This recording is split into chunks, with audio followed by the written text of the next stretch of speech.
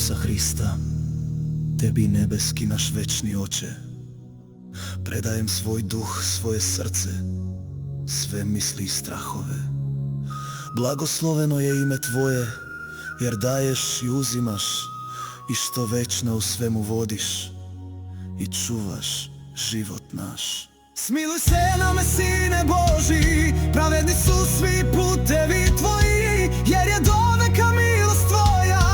Pomiluj me, isperi sagrešenja moja. Sagreših u nemaru i padoh iznenada, molim te i preklinjem za milost sada. Sveta volja Tvoja neka bude volja moja, slavit ću te za života svoga, aliluja. Isuse Hriste, u ime Oca Boga,